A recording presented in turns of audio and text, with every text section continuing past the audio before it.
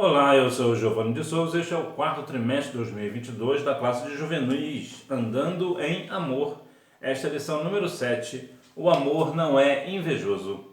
O amor é sofredor, é benigno. O amor não é invejoso. O amor não trata com leviandade, não se ensoberbece. 1 Coríntios capítulo 13, versículo 4. A inveja é um sentimento inerente ao homem caído e à sua natureza pecaminosa, sendo uma das obras da carne citadas em Gálatas 5:19 ao 21. Abrange a mente e, consequentemente, contamina todo o ser. A inveja é o sentimento de tristeza por aquilo que outra pessoa tenha. A pessoa fica invejada, a pessoa sente desejo de ter aquilo que uma outra pessoa tem, porque assim ela pensa que será feliz.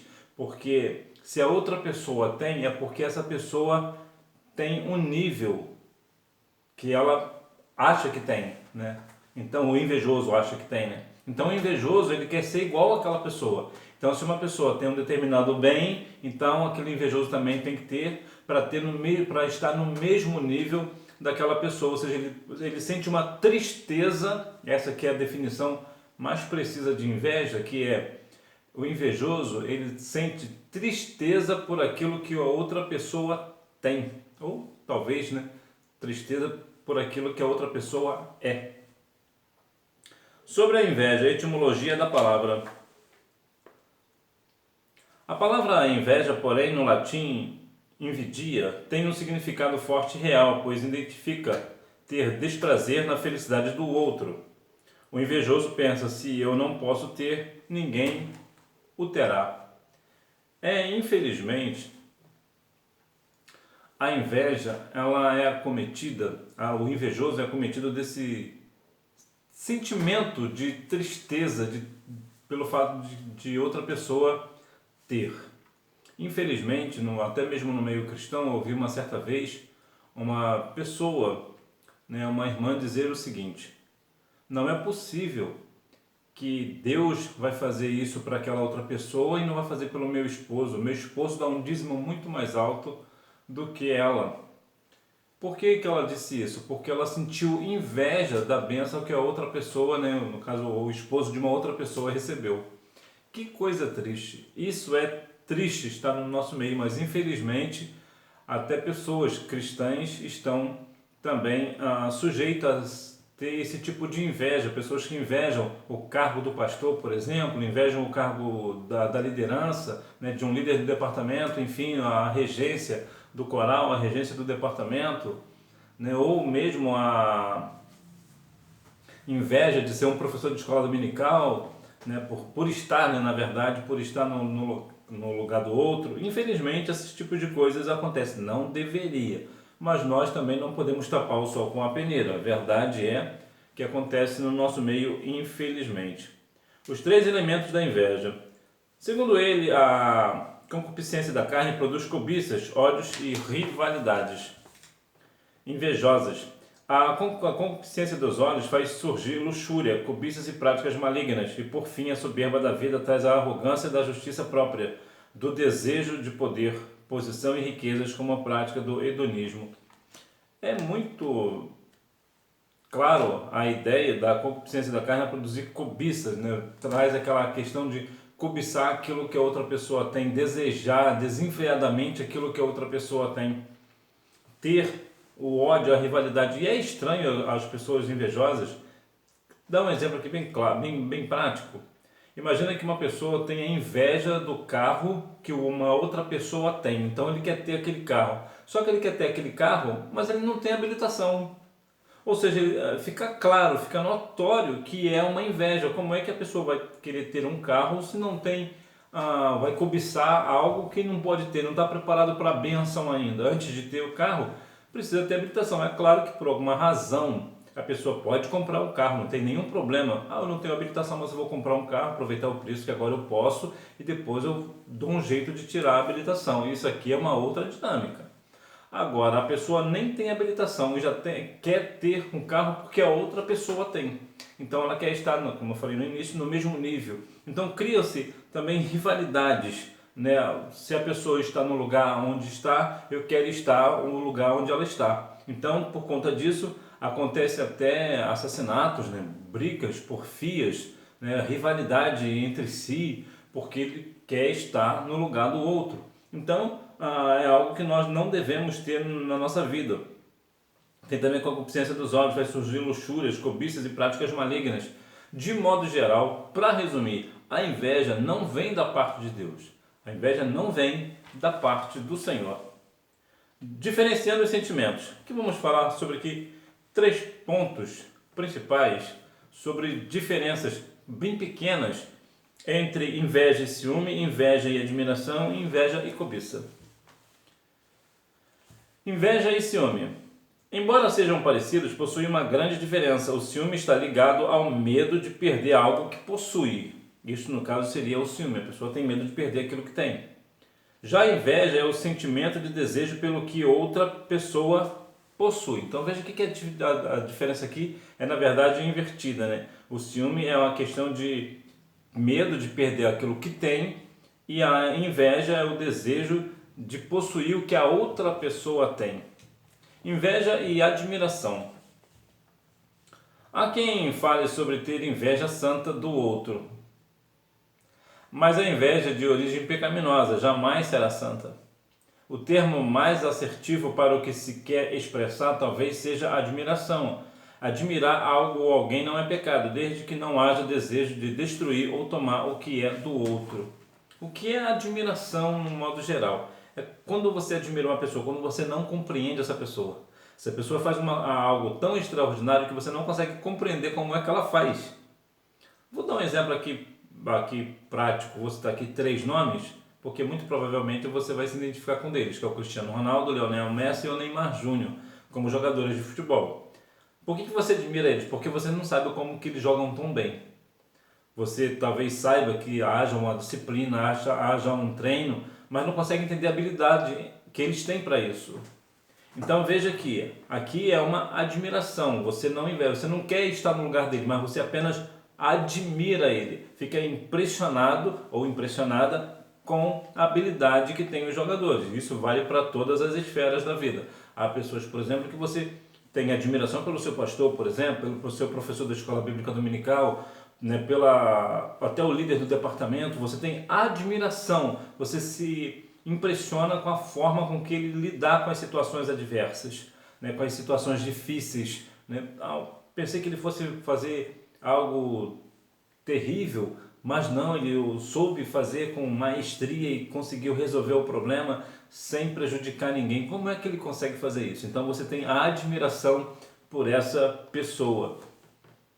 Inveja versus cobiça. O cobiçoso deseja o que é de outra pessoa, mas não demonstra a necessidade de destruir a felicidade alheia. No modo geral, ele quer ter o que a outra pessoa tem, né, mas não tem nenhum desejo de destruir essa pessoa, não tem nenhum interesse diferente da inveja em si. Né?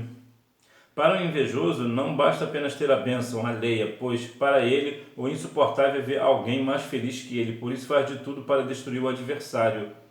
O cobiçoso assim mira a coisa do outro, o invejoso mira o outro. É interessante a questão do seguinte: há quem diga que as pessoas não querem que você seja mais felizes do que ela, o que não é uma verdade absoluta. Por que não? Porque há pessoas que ficarão extremamente felizes com a sua felicidade. Lembra o que a Bíblia diz? Alegrai com os que se alegram e chorai com os que choram. Então há situações de que a pessoa, neste caso específico aqui, a pessoa realmente não fica feliz com a sua alegria. Há quem diga, e de uma certa forma eu até acredito que funcione bem essa tática, que é o seguinte: se você quiser saber se uma pessoa é de fato o seu amigo, não fale das suas conquistas. Aliás, não fale das suas tristezas. Não fale da sua enfermidade. Não fale de coisas ruins. Diga apenas, mostre apenas para ela que você é uma pessoa extremamente feliz, que você conquistou situações muito grandes, que você alcançou um sucesso inimaginável, que você voou cada vez mais alto, que você consegue fazer algo com muita maestria, que você é muito bom em alguma coisa. E ver a reação dessa pessoa. Se essa pessoa se entristecer é porque ela tem inveja de você e não é seu amigo. Porque dificilmente uma pessoa vai se alegrar com a sua alegria, com o seu sucesso. Então, isso, claro, num modo geral, funciona, mas é claro que muitas pessoas ficaram felizes com com seus voos. Por exemplo, seus pais ficaram felizes demais de ver você voando alto, né? Voando cada vez mais alto, né? Seus professores, por exemplo, de um modo geral, os professores são muito amigos dos alunos. Isso aqui eu digo professores de escola secular, né? Aquilo que você aprendeu a ler e escrever lá fora. Não digo da escola bíblica dominical em si. Se bem que vão ficar felizes também. Os professores da escola bíblica dominical também ficaram felizes quando você alcança. Eu particularmente eu fico feliz quando eu vejo um aluno ou um ex-aluno alcançar lugares que eu não alcancei. Eu fico feliz por isso. Então há pessoas que realmente ficam felizes com o seu sucesso. Entretanto, há muitas pessoas que não. Há pessoas que realmente vão ficar muito tristes com o seu sucesso. Os perigos da inveja. Jesus e os religiosos judeus. A inveja nasceu nos religiosos judeus quando eles viram o sucesso ministerial de Jesus. Você, quando começar a sua carreira em algum departamento específico, que é muito provável com a sua pouca idade, talvez você não exerça nenhuma função na igreja ainda. É possível que até que sim, mas é pouco provável. Quando você começa o seu ministério, quando Deus te entrega um ministério, algo para você fazer, e você começa a realizar com muita maestria, com muita vontade, né, com muita dedicação ao Senhor, com muita sinceridade, há algumas pessoas que infelizmente ficarão tristes, né, e criarão neles uma inveja. Por quê? Porque você conseguiu fazer algo talvez em tão pouco tempo que ninguém conseguiu fazer em tão pouco tempo, ou mesmo que seja algo demorado, né, demorou muito tempo, mas você conseguiu fazer com muita maestria e fica notório que o Senhor é contigo. As pessoas realmente tendem a ter uma inveja de você, ou como diz algumas pessoas, né, uma inveja santa, né? O que nós sabemos, que aí mais uma vez eu vou dizer, que a inveja não vem da parte do Senhor, não existe inveja santa. Então as pessoas tendem a ficar com ciúmes, né, daquilo que você faz com muita maestria, mas continue fazendo, que é para a honra e glória do nome do Senhor. As pessoas que estarão ao seu lado não terão inveja de você, as pessoas ficarão felizes por você estar conseguindo fazer um papel, desempenhar bem o seu papel, o papel ao qual Jesus confiou nas suas mãos. Caim e Abel. O primeiro homicídio resultou da inveja no coração de Caim pelo seu irmão Abel. Caim se inflamou de ira e desgosto contra seu irmão, que diferente dele ofereceu o seu melhor e alcançou a atenção divina. A inveja é perversa. A que ponto que chega a inveja? Chegou ao ponto de um irmão matar outro irmão. Olha que coisa triste. A inveja ela é perversa, a inveja não vem da parte de Deus. A inveja ela faz com que as pessoas se entristeçam pelo sucesso do outro. A inveja faz com que as pessoas queiram matar outras pessoas, né? Veja que o caso de Caim e Abel eram irmãos. Caim poderia ter, né, perdeu a oportunidade de aprender com seu irmão como fazer para entregar o melhor ao Senhor. Como é que eu faço? Se a tua oferta foi aceita e a minha não, como é que eu faço para o Senhor aceitar a minha oferta? Ao invés disso, ao invés de aprender com o erro que fez, assassinou o irmão. Não teve um pouco de amor pelo irmão. Então, se essa pessoa é capaz de matar um irmão, o que faria com uma outra pessoa? Então, veja que a inveja, os tipos de coisas que a inveja é capaz de realizar. José e seus irmãos. O sentimento dos irmãos de José por ele era a mais terrível inveja. Ele era o filho amado de Jacó, que recebeu uma linda túnica, a prova de sua preferência paterna. Desse sentimento brotou a obsessão em destruir José. Veja aqui algo em comum com Caim, né? Todos irmãos.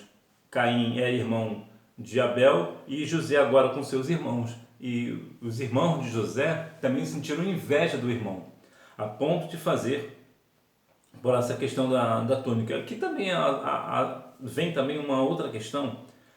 Os pais sempre dizem algo que não parece não soar bem, não parece soar sincero, que diz que meus filhos são todos iguais, eu gosto deles iguais. Vemos que muitas das vezes não é o caso. Há irmãos que têm tratamento diferenciado e isso é um perigo. Por que é um perigo? Porque dependendo da situação, como foi o caso aqui de José, a forma com que um é tratado e os outros não podem causar nesses outros a inveja. Já que o nosso irmão é melhor tratado do que nós, vamos acabar com ele.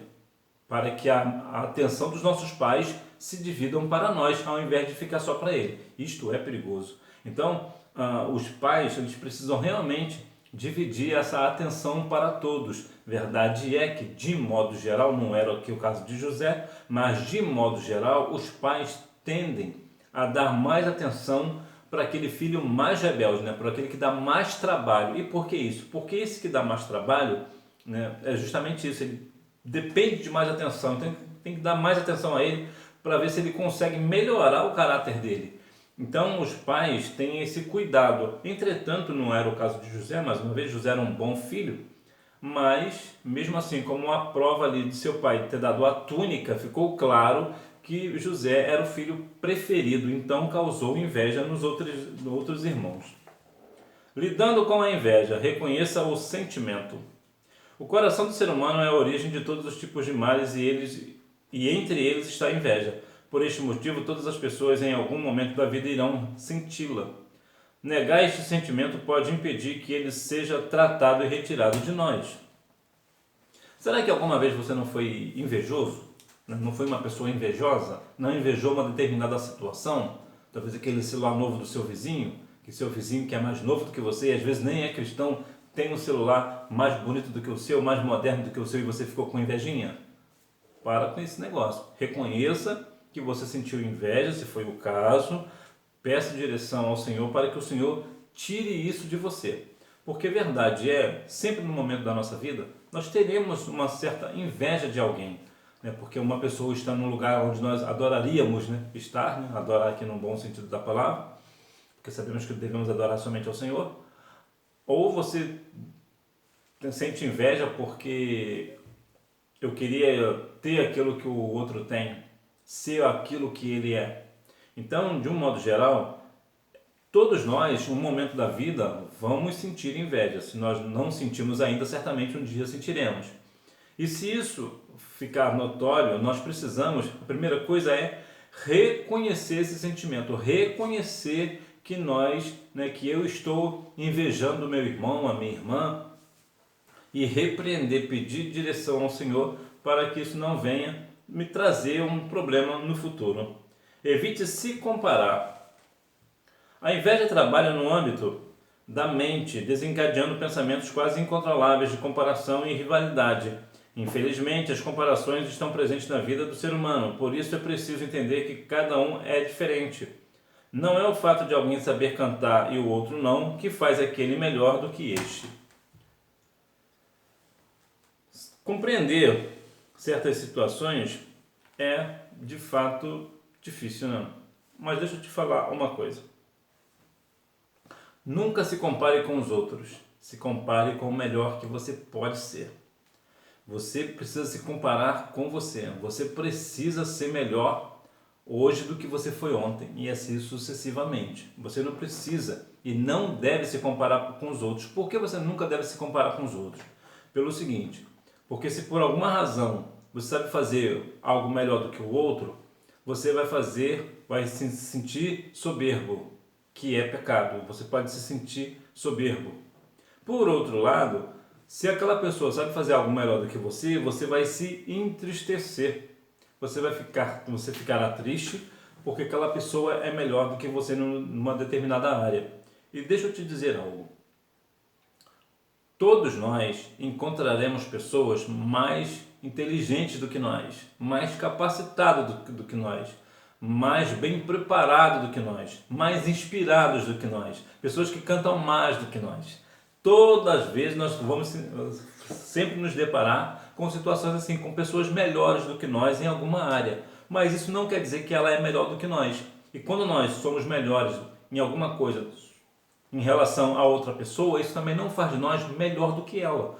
Todos nós somos iguais. Não é porque, aqui no caso foi muito feliz o comentarista, que diz que não é porque uma pessoa canta melhor do que o outro que vai fazer ser melhor. Nós devemos fazer a diferença. E isso sim que é importante. É você usar aquilo que você tem de melhor para a obra do Senhor.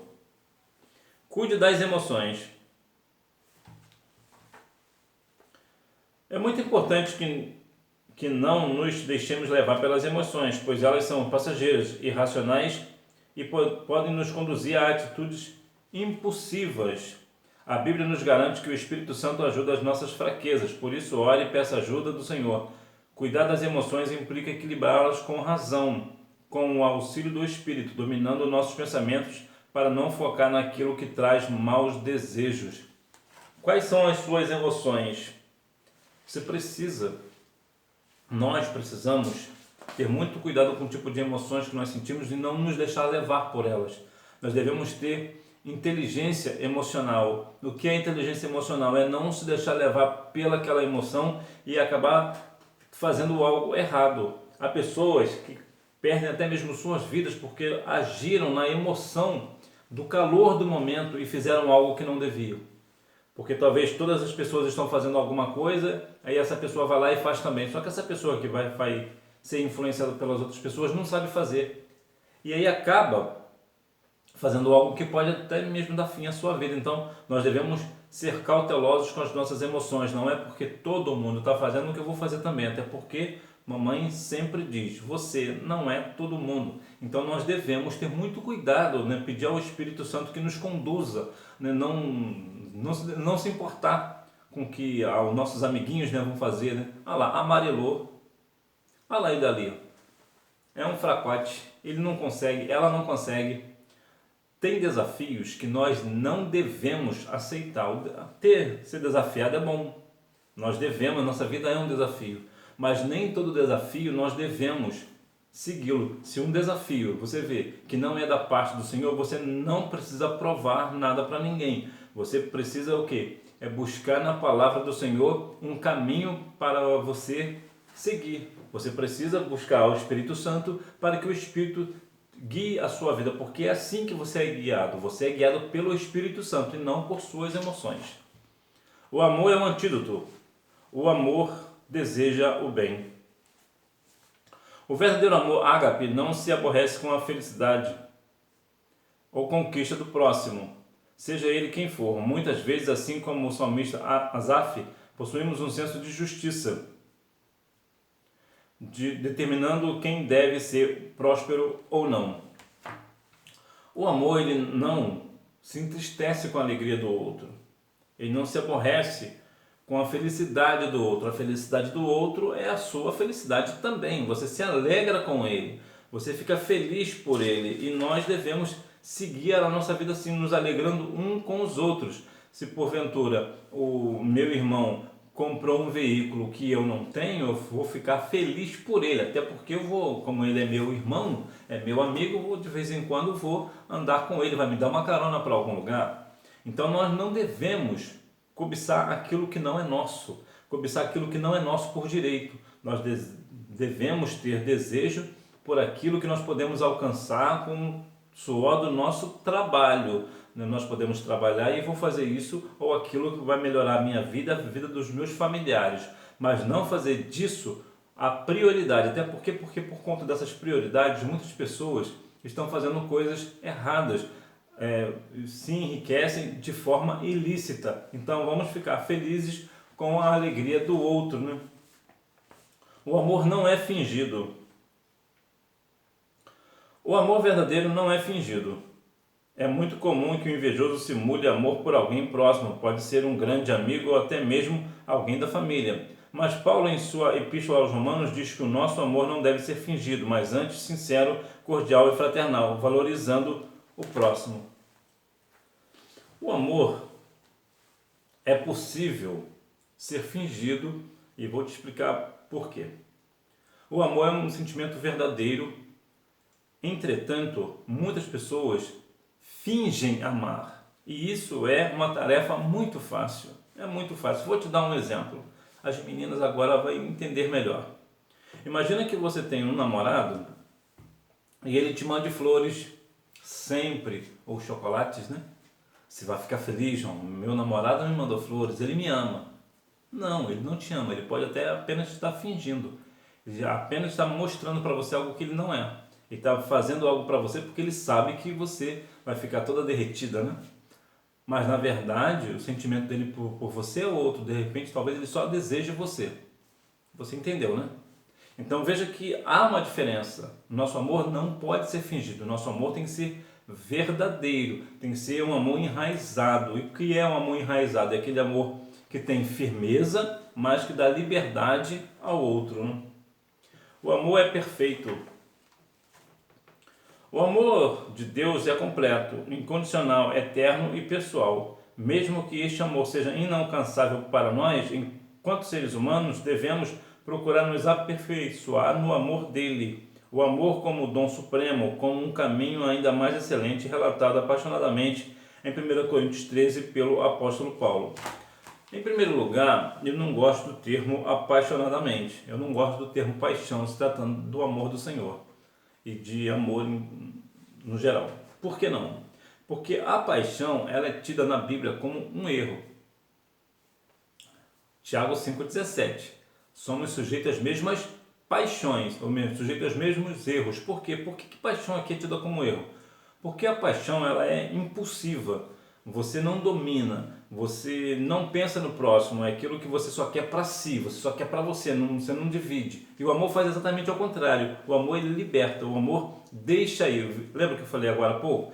O amor é como uma raiz, né? Ele fica firme, mas ele dá asas, né? E dá liberdade a outra pessoa.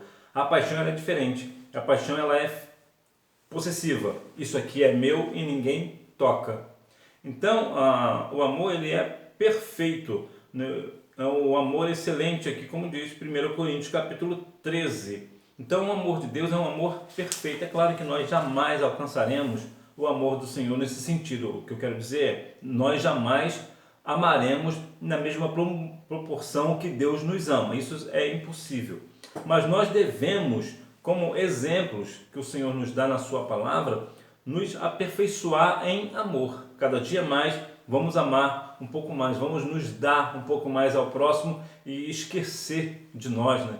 O que eu quero dizer é que muitas das vezes nós temos muito interesse, o que eu vou ganhar com isso? Na verdade, o que nós devemos fazer é, eu posso dar isso, eu posso fazer aquilo, eu posso me doar para isso, eu posso me doar para essa pessoa. Então nós devemos sempre nos entregar. Isso sim é o amor, entregar sem querer nada em troca. Para concluir, nesta lição vimos que a inveja é um sentimento comum ao ser humano, mas é preciso estar atento para não dar vazão a ele, pois traz sérios prejuízos e como um veneno que contamina quem tem e quem é objeto da inveja. Então veja que a inveja é um veneno que mata duas vezes, né? Mata aquele que dá e mata aquele que recebe. Mas que nós venhamos não estar ligado na inveja, repreender a inveja. A inveja, mais uma vez, não é da parte do Senhor, mas que nós venhamos ter cada dia mais amor um pelo outro. Hora da revisão. Número 1, 1 Coríntios 13, 4. Número 2, ciúme, admiração e cobiça. Número 3, Jesus e os religiosos judeus, José e seus irmãos. Pode também colocar aqui no 3 também a questão de Caim e Abel, né? Número 4, elas são passageiras, irracionais e podem nos conduzir a atitudes impulsivas. Número 5, o amor. Que Deus em Cristo continue abençoando a sua vida, que você continue andando em amor, sabendo e reconhecendo que o amor não é invejoso. Que Deus em Cristo continue abençoando a sua vida, que você tenha uma boa aula, não deixe de ir à Escola Bíblica Dominical, até porque quem faz a escola é o aluno.